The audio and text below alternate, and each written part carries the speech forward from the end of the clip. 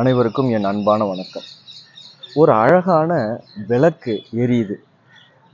அந்த விளக்கு தீபம். அந்த தீபம் எரியுது. அந்த தீபத்தோட நிழல் ஒரு இடத்துல படியுது. நீங்க அந்த தீபத்தை பார்ப்பீங்களா? அந்த நிழலை பார்ப்பீங்களா? எல்லாரோட இன்டென்ஷன் என்னவா இருக்கும்? அந்த தீபத்தை தானே நம்மலாம் பார்ப்போம். அந்த மாதிரி தான் நாம ஒரு விஷயத்த ஒருத்தர் சொல்றப்போ அதை யார் சொல்றா அப்படிங்கிறது முக்கியம் இல்லை. சொல்றவரு நிழல். சொல்லக்கூடிய விஷயம்தான் அந்த தீபம், அந்த ஒளி, அந்த வெளிச்சம். அந்த வெளிச்சம் தான் நம்மளுக்கு நல்லது செய்யும். அந்த வெளிச்சத்தை தான் நம்ம கவனிக்கணும். சொல்லக்கூடியவங்க யாரா வேணா இருக்கலாம். ஆனா என்ன சொல்றாங்க அப்படிங்கிறதுல தான் நம்மளுடைய கவனம் இருக்கணும். சொல்லப்படுற விஷயங்கள்லையும் அது எது உண்மையோ அந்த உண்மையில நம்மளுடைய மனசு போகணும். அது எதை சொல்லுது? நம்ம சொல்லக்கூடிய விஷயத்தோட எசன்ஸ் என்ன? நிறைய வார்த்தைகளை நம்ம பயன்படுத்துவோம்.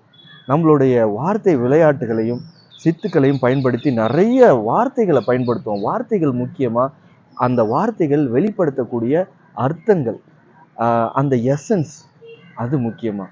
அந்த எசன்ஸ் தானே முக்கியம். வார்த்தைகள் முக்கியம் இல்லை. நிறைய வார்த்தைகளை பின்னி பின்னி ஒருத்தரை ஈர்த்து நிப்பாட்டிட முடியும். ஆனா அதை ஒரு நிமிஷம் கேட்டுட்டு அப்படியே போயிடுவாங்க. நாங்க சின்ன வயசுல இந்த ஆர்கானிக் கெமிஸ்ட்ரி படிக்கிறப்ப நாங்கெல்லாம் சொல்றது உண்டு. ஆர்கானிக் கெமிஸ்ட்ரி ரொம்ப ஃபாஸ்டா மைண்ட்ல ஏறும். ஆனா எவ்வளோ ஃபாஸ்டா அது மைண்ட்ல ஏறுதோ அவ்வளோக்கு அவ்வளோ சீக்கிரமா அது ஓலட்டைல் ஆயிடும். ஓலட்டைல்னு சொல்லுவாங்க எங்களுடைய கெமிஸ்ட்ரி மிஸ்.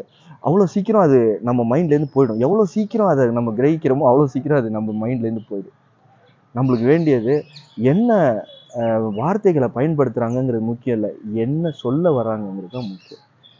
நான் கூட சொல்ற பல விஷயங்கள்ல என்ன நான் சொல்ல வர்றனோ அந்த எசன்ஸை மட்டும் பார்க்கணும். இவன் ஏன் இதெல்லாம் சொல்றான்? இவன் ஏன் இப்படி இருக்கான்? அப்படிங்கிற என்னுடைய உருவத்திலேயோ என்னுடைய வார்த்தை ஜாலங்கள்லையோ நீங்க கவனம் செலுத்த வேண்டிய அவசியம் இல்லை. நான் என்ன சொல்ல வர்றேன் அது உங்களுக்கு எந்த அளவுக்கு பயன்படும், இதுல தான் நாம கவனம் செலுத்தணும். அதுதான் நம்மளுக்கு ரொம்ப முக்கியம். சொல்லப்படும் விஷயம்தான் முக்கியமே ஒழிய என்ன யார் சொல்றாங்க, எப்படி அது சொல்லப்படுது அப்படிங்கிறது முக்கியமே இல்லை. சிந்தித்து செயல்படுங்கள். அனைவருக்கும் வணக்கம். வாழ்க வளமுடன்.